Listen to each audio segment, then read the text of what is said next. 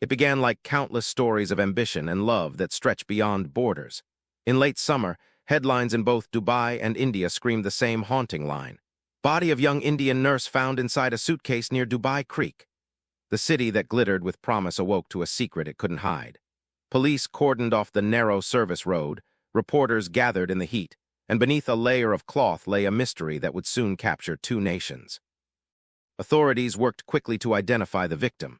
Within hours, they pieced together fragments: an airline ticket from Kochi, a torn passport corner, and a hospital ID card bearing the name Meera Thomas, 23, a nurse who had arrived in Dubai just 48 hours earlier.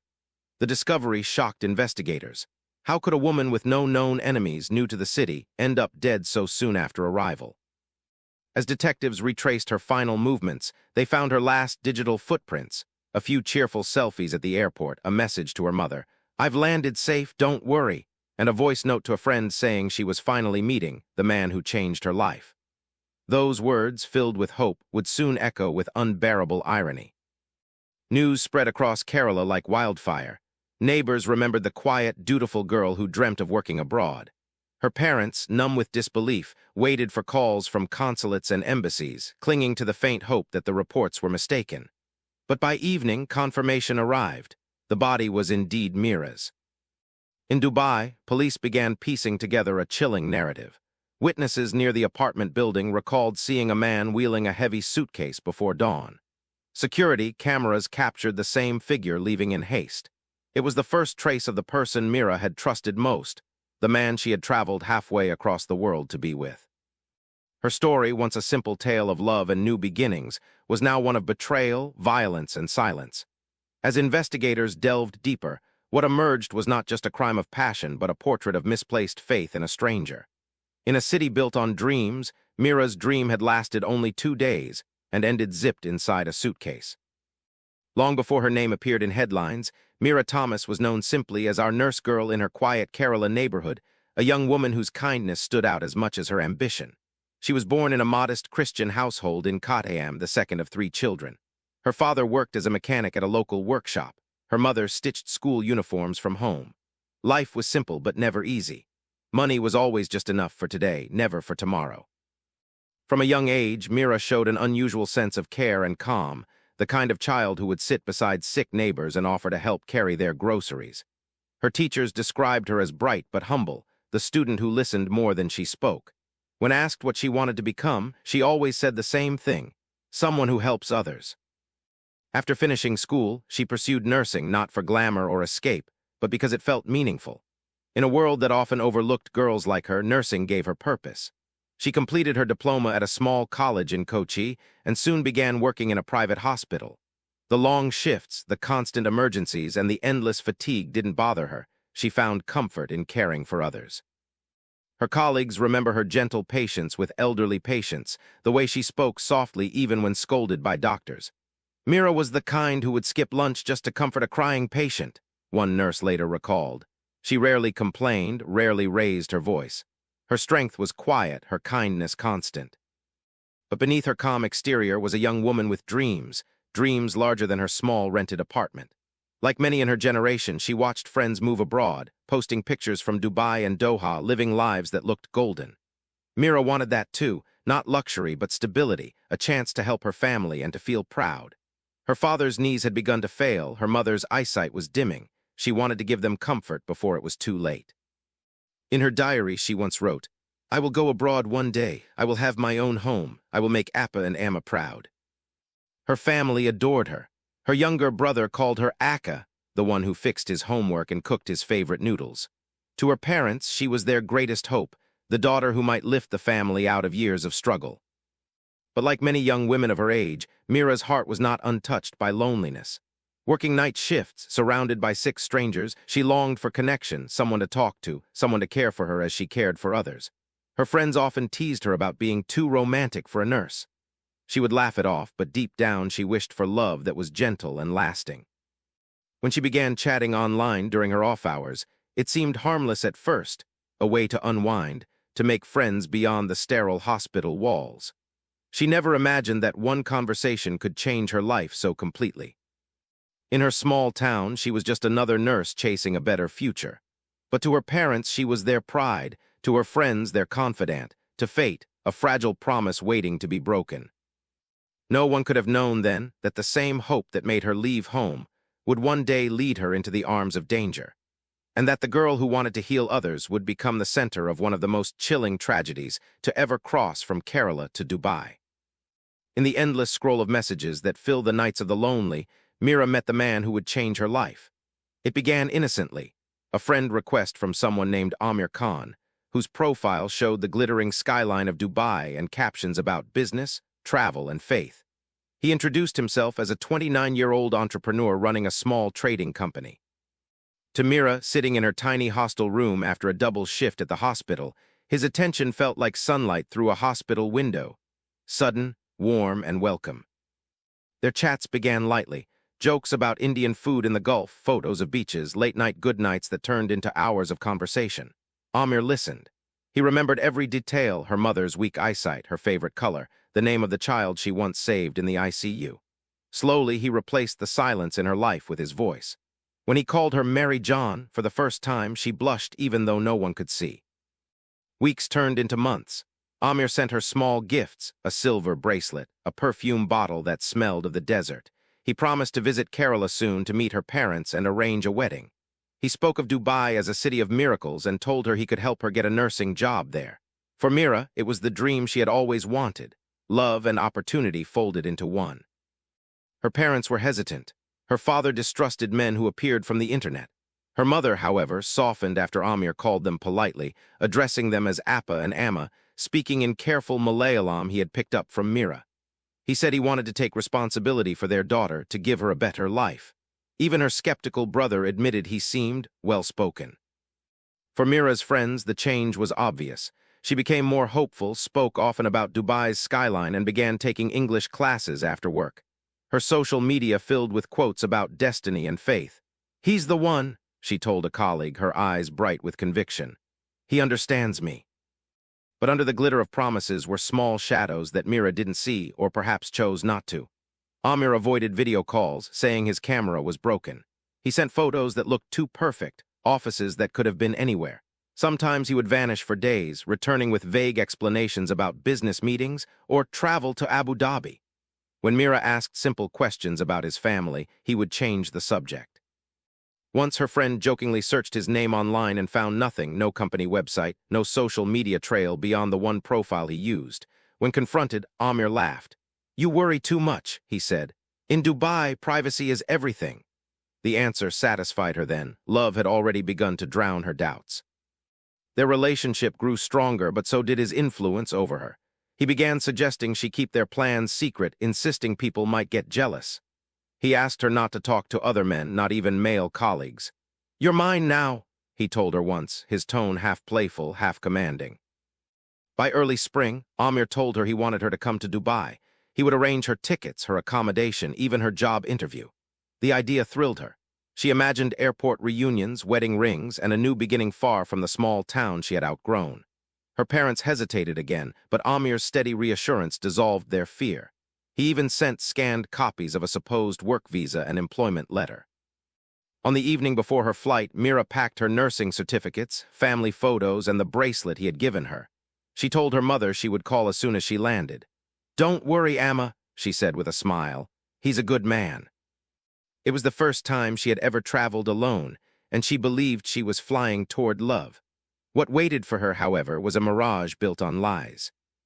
The messages that had once filled her nights with warmth would soon become the evidence that solved her murder. In the digital thread of emojis and promises lay the map of a manipulation so perfect it looked like affection, and it would lead her straight into Amir's trap. At dawn, Meera hugged her parents tightly at the Kochi airport. Her mother wept quietly, pressing a small silver crucifix into her palm. "Call the moment you land," she whispered. Her father, proud but worried, stood back, pretending to check his watch to hide his tears. Meera smiled through her own, a mixture of fear and anticipation. For years she had dreamed of working abroad, and now, thanks to Amir, that dream was taking flight. The plane lifted off, leaving behind the green expanse of Kerala. For the first time, Meera looked out of a window seat and saw clouds below her. She thought of Amir waiting in Dubai, the man who had promised her love, safety, and a future. To her, the journey symbolized everything she had worked for: freedom, progress, and the start of something new. When she landed at Dubai International Airport, the air hit her like a furnace. The terminal shimmered under white light, polished floors reflecting her nervous steps. She scanned the crowd until she spotted him, Amir, holding a bouquet of white lilies. He looked just like his pictures, though a little older. His smile was warm but brief, his eyes tired. Still, when he hugged her and said, "You're finally here," she felt her fears melt away. That evening he drove her through the city. Glass towers pierced the skyline, cars glided along spotless roads, and the sunset painted gold across the desert horizon. "This is our city now," he said. Meera watched, wide-eyed, as the call to prayer echoed between skyscrapers. It felt surreal, as if she had stepped into the world he'd always described. Amir's apartment was in an older part of the city, away from the glittering boulevards. Small, quiet, neatly arranged, or so it seemed. He gave her tea, asked her to rest, and made her promise not to wander alone. "Dubai is safe," he said, "but not for everyone." The warning felt strange but caring at the time. The first day passed peacefully. They laughed, cooked dinner together, and watched a movie. Meera sent photos to her mother, assuring her that everything was fine. But by the next morning, something had changed. Amir grew impatient. When she asked about her job appointment, he snapped, "Don't rush me, you've just arrived." He took her phone several times, saying he would update her SIM for local use. She noticed he locked his bedroom door at night. That afternoon, she video-called her best friend, Priya, whispering that Amir seemed different, colder, distracted. "Maybe he's just stressed," Priya suggested. Meera agreed, forcing a smile, but her voice trembled. Over the next 24 hours, the tension thickened. Amir became controlling. He asked who she was messaging, demanded to see her chats, and accused her of still flirting with men from work. His eyes carried suspicion that Meera couldn't understand. When she tried to leave the apartment to buy groceries, he stopped her. "You don't know this place. You'll get lost," he said firmly. That night, the arguments began. Meera wanted to call her mother, but Amir insisted it was too late in India. He accused her of not trusting him.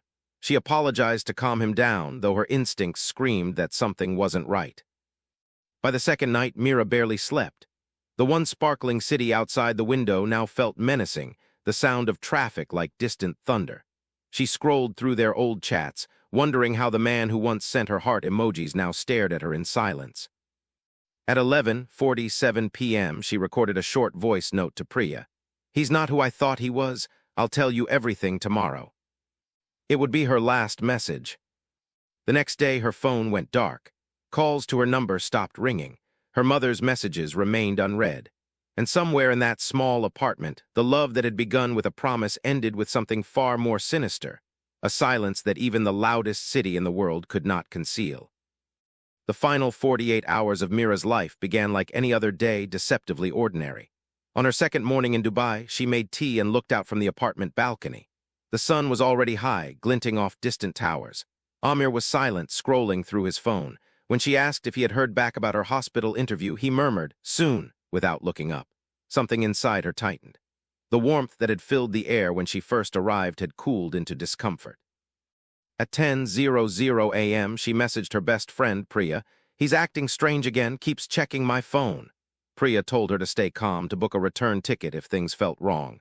Meera replied with a sad emoji and, "Maybe he's just tired. I'll give it one more day." It was the last message Priya would ever receive from her. As the day went on, tension simmered inside the apartment. Amir's mood shifted between affection and anger. He accused Meera of hiding something, of talking to other men online. When she denied it, he shouted, calling her ungrateful. Neighbors later recalled hearing muffled arguments through the thin walls, followed by crying and the sound of something falling. One woman in the next apartment told investigators, "It was the kind of crying that makes you freeze, like someone was begging." That evening, Amir and Meera were seen on CCTV entering the building together. She looked anxious, clutching her bag tightly. It was around 7:45 p.m. After that, she was never seen alive again. Sometime after midnight, the security camera in the hallway caught Amir leaving the flat alone. He carried a large black suitcase, dragging it slowly toward the lift. He wore a cap pulled low and kept glancing behind him. The recording showed him returning an hour later without the suitcase. Inside the apartment, investigators later found signs of a struggle, a broken glass, a bloodstain near the kitchen sink, and Meera's phone smashed on the floor. The bedsheets were missing, as were her passport and purse. The neighbors told police that by early morning, the lights in Amir's flat had gone out, and the usual sound of her voice, the soft hum of Malayalam songs, was gone. When Meera's mother tried to call her the next day, the phone rang once and disconnected. Messages stopped delivering. She contacted Amir, who replied casually, "She's fine. We had a small fight. She's resting." His tone seemed normal enough, but then he deleted his WhatsApp profile hours later. That was when her parents knew something was wrong. Meanwhile, Amir's movements grew erratic. Security footage from a nearby petrol station showed him cleaning his car obsessively and buying industrial-strength air fresheners. Receipts later found in his possession revealed purchases of plastic sheets and tape. It was clear he was covering his tracks. By that evening, Meera's friends began posting missing person alerts online. Within 24 hours, the Indian consulate was informed. Dubai police began tracing her phone location, which had last pinged near an industrial area close to the creek. As the investigation unfolded, officers pieced together a chilling picture. They believed that after yet another argument, Meera had confronted Amir about his lies, the hidden marriage, the false job offer, the manipulation. In a fit of rage, he attacked her. The autopsy would later confirm strangulation marks and evidence of blunt force trauma. In a desperate attempt to hide his crime, Amir wrapped her body in sheets, packed it into a suitcase, and drove out before dawn. While he slept the next day, unaware that his building's CCTV had already sealed his fate, Meera's family was calling hospitals in Dubai, praying she was simply hurt or lost. But she wasn't lost, she had been erased. Those final 48 hours transformed her from a hopeful traveler into a name on a police file. The same city she had admired from airplane windows had swallowed her without mercy. And as investigators traced every minute of her last 2 days, one truth became clear. Meera had seen the real Amir too late, and by the time she tried to leave, he had already decided she never would. 2 mornings after Meera's disappearance, the air around Dubai Creek was heavy and still. At a small industrial stretch not far from the water, a group of sanitation workers began their usual route, clearing garbage from an alley that ran behind a line of warehouses. Among the scattered plastic and debris stood a large, dark suitcase. It looked out of place, too clean, too heavy to have been discarded long ago. At first, the workers tried to move it aside, but one of them noticed a faint, sickly odor escaping from a broken zipper seam. "It smells like death," he muttered. They called their supervisor, who in turn alerted the local police. Within minutes, the area was sealed off. Officers from the Dubai Police Criminal Investigation Department arrived, masking their faces from the heat and smell. When they unzipped the suitcase, the truth was more horrifying than anyone expected.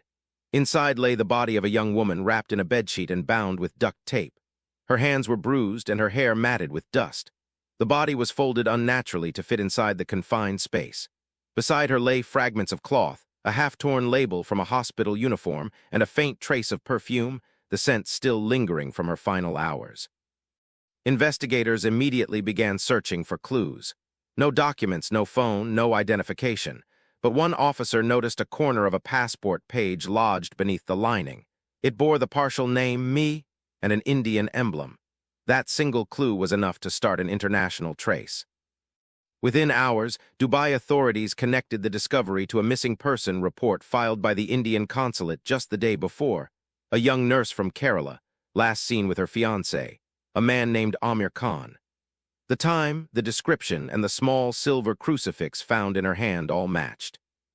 The confirmation hit the police team with a heavy silence. What began as a routine call had turned into the unraveling of a murder that crossed borders and emotions alike. The officers handled the scene with care, photographing every inch, marking tire tracks, preserving fingerprints from the suitcase handle. Back in Kerala, the news reached Meera's family before sunset. Her father fainted when officials called to confirm the identification. Her mother refused to believe it, repeating, "She said she was safe, she said she was happy." The entire neighborhood gathered outside their small home as television reporters arrived, their cameras flashing against tear-streaked faces. In Dubai, the suitcase was taken to the forensic lab. Technicians carefully dusted it for prints, swabbed for DNA, and reconstructed the sequence of disposal. They determined the body had been kept in an apartment for nearly 12 hours before being moved. The evidence began pointing unmistakably toward Amir. That single suitcase, left in an alley under the blinding desert sun, had opened the door to the truth. Inside it lay not only a life stolen, but the story of how love, when twisted by deceit and control, could become the most lethal trap of all. The suitcase was only the beginning. Once Dubai police confirmed the victim's identity as Meera Thomas, a 23-year-old nurse from Kerala, the investigation widened into 2 countries, 2 timelines, and a love story that was never what it seemed. The first task for detectives was to retrace her final digital steps, every message, call, and photo that could explain how a young woman's dream trip had turned into a nightmare within 48 hours.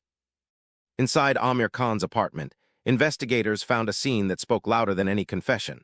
The bed was stripped, bleach stains covered parts of the floor, and a faint odor of cleaning chemicals lingered. In the bathroom, the drain trap contained traces of human tissue, later matched to Meera's DNA.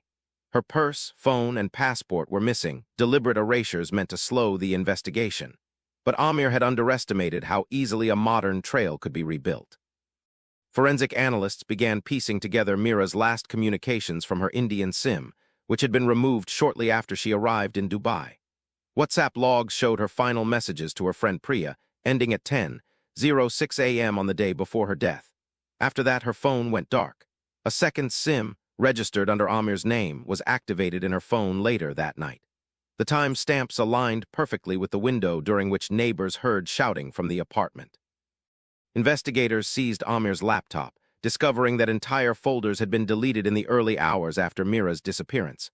Forensic recovery software restored fragments of files, including images of multiple women, screenshots of dating profiles, and WhatsApp conversations stretching back years.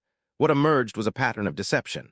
Amir had used several aliases: Imran Sheikh, Arjun Khanna, Samir D., each tied to a separate phone number and fake identity. He had lured women from India, the Philippines, and Sri Lanka with promises of marriage or jobs. Many had sent him money for visa processing or medical certificates. Some traveled to Dubai and returned home disillusioned. Others cut off contact entirely, too ashamed to speak.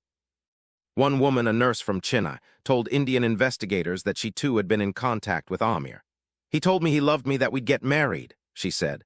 "But when I arrived in Dubai, he disappeared. Later, he messaged asking for more money, said he'd lost his job." Her testimony, and several like it, painted a clear portrait of a serial manipulator, skilled in emotional exploitation. Police also discovered Amir's marriage certificate, registered in Sharjah.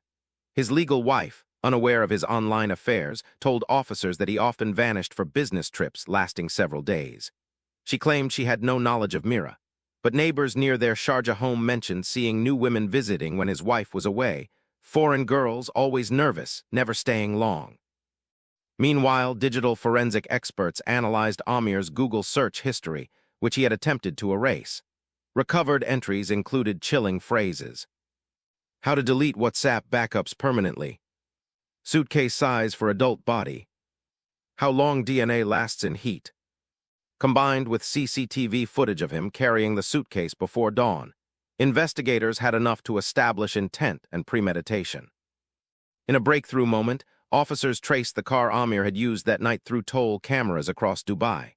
The vehicle's GPS data revealed his route from his apartment to the Creekside industrial area where the suitcase was dumped, then back to his flat before sunrise.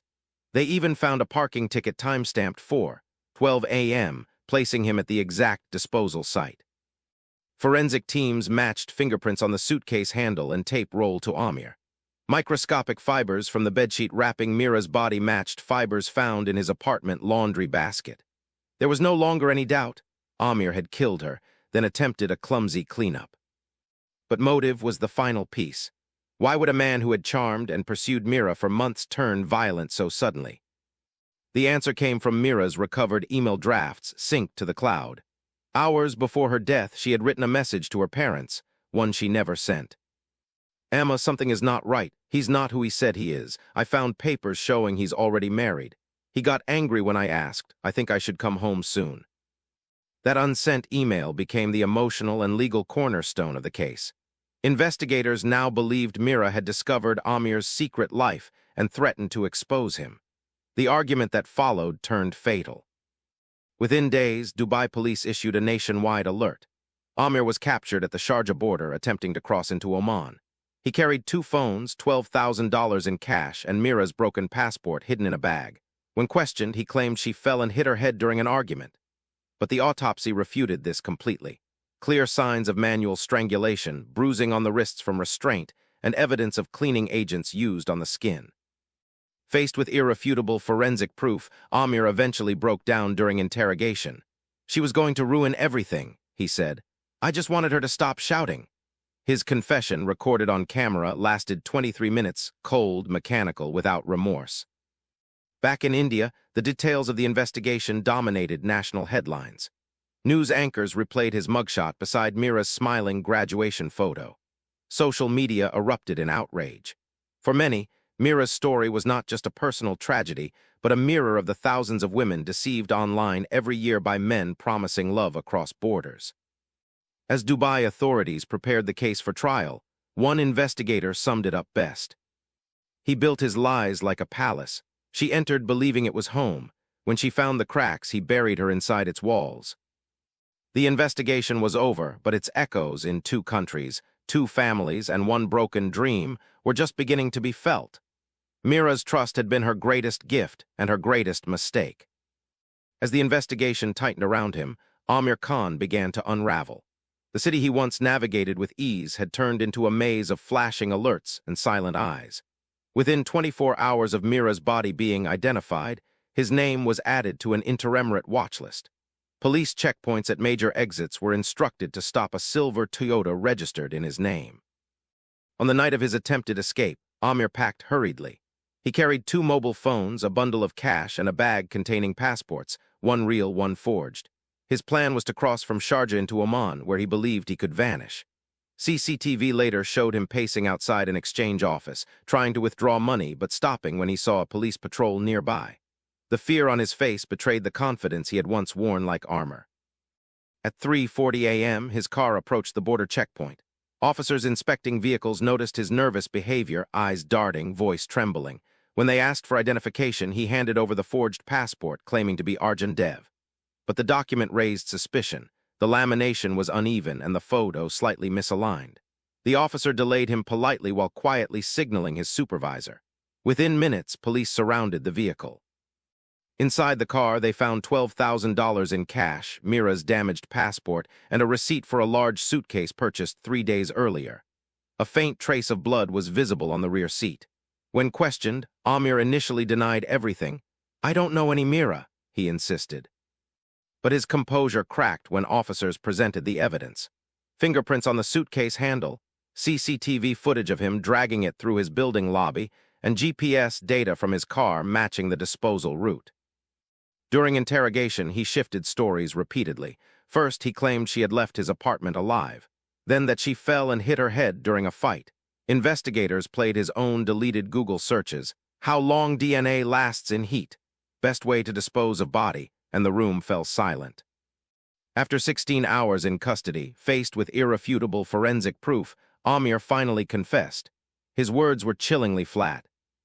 "She was going to expose me. I just wanted her to stop talking." He described how Meera had discovered his marriage and threatened to go to the police. When she refused to calm down, he strangled her with his hands. He wrapped her body in bedsheets, bought a suitcase at a nearby mall, and dumped it by the creek before dawn. When the confession recording ended, even the seasoned detectives sat in silence. The man who had charmed women with poetry and promises revealed himself as nothing more than a predator afraid of losing control. By evening, Amir Khan was formally charged with premeditated murder, destruction of evidence, and attempted escape from jurisdiction. His capture marked the end of the chase. But for Meera's family, justice was only just beginning. When the news broke, it spread faster than anyone could process it. The headline on every Indian channel read the same words: "Kerala nurse murdered in Dubai." Images of Meera's smiling face, her nursing uniform, her airport selfies, flashed across screens as reporters spoke of betrayal, deceit, and a love story turned fatal. In her hometown of Kottayam, the news hit like a storm. Neighbors gathered outside the Thomas family's small house, the once cheerful home now wrapped in silence and grief. Her father sat motionless, staring at the floor, while her mother clutched Meera's last message on her phone: "I've landed safe, don't worry." The line felt cruel now, an echo from a world that no longer existed. Local news crews arrived within hours. They spoke to relatives, classmates, teachers, anyone who had known Meera. Everyone described her as gentle, hardworking, and innocent. "She trusted too easily," one old teacher said tearfully. "But she was pure, she didn't deserve this." Social media erupted with anger. Hashtags like Justice for Meera and #StopLoveScams trended across platforms. Thousands of young women saw themselves in her, ambitious, hopeful, trusting. Stories began surfacing from others who had narrowly escaped similar traps. Her death had become more than a headline. It was a mirror of a growing danger in the digital age. Candlelight vigils were held across Kerala. At Meera's nursing college, students lined the campus with photos of her, candles flickering beneath handwritten signs. She wanted to heal the world. The world destroyed her. At one vigil, a young nurse spoke into a microphone, voice trembling. "We leave home to care for others, but who cares for us?" The crowd stood in silence, holding candles that glowed against the darkening sky. Politicians offered condolences, promising stricter regulations for overseas job placements and better protection for Indian women working abroad. The Indian consulate in Dubai assured full cooperation with local authorities to ensure justice. But inside Meera's home, justice meant little. Her mother's words to reporters broke every heart that heard them. "She only wanted love. She wanted to make us proud. We never thought love would take her away." Across two nations, Meera's name had become a symbol of trust betrayed, of innocence exploited, and of the heavy price so many pay for believing that love alone can protect them. When the case finally reached court, the atmosphere in Dubai's criminal court was tense, almost reverent. Journalists filled the back rows, their cameras flashing as Amir Khan was led in handcuffed, his face blank.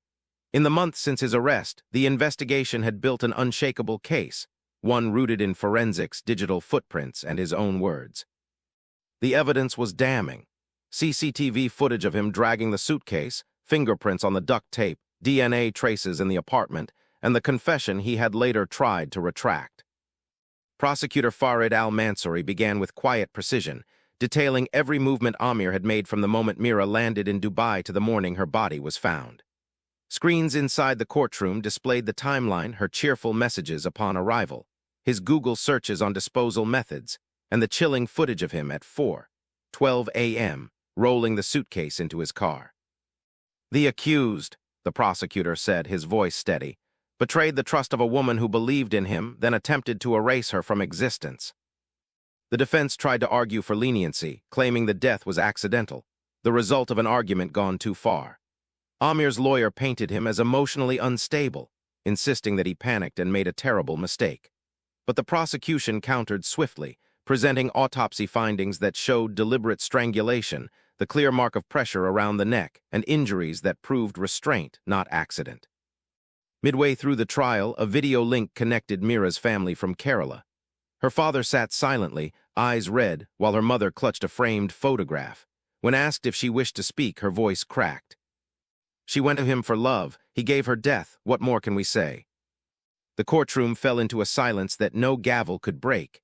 Even Amir's eyes lowered for the first time. The Indian embassy submitted an amicus brief, ensuring that the case remained under strict international oversight. Women's rights groups in both India and the UAE attended the hearings, calling for harsher punishments for online and cross-border exploitation. Outside the courthouse, small groups held placards that read, "Justice for Meera, no more victims."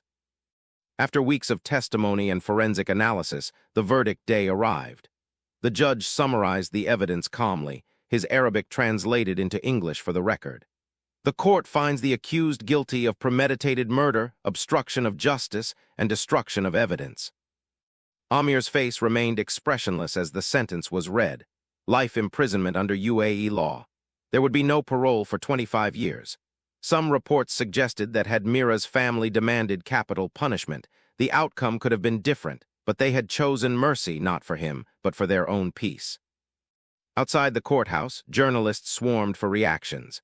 The Indian consul general told reporters, "This verdict is a message that every life lost to deceit and violence will be remembered, and every voice silenced will still be heard." Back in Kerala, Meera's family watched the news quietly. Her father whispered, "Justice has been done," but the words felt hollow. No sentence, no prison term could return their daughter. For the public, the trial marked an end. For her parents, it was only the beginning of learning to live with her absence. The courtroom may have delivered justice, but grief, unlike a verdict, had no closing statement.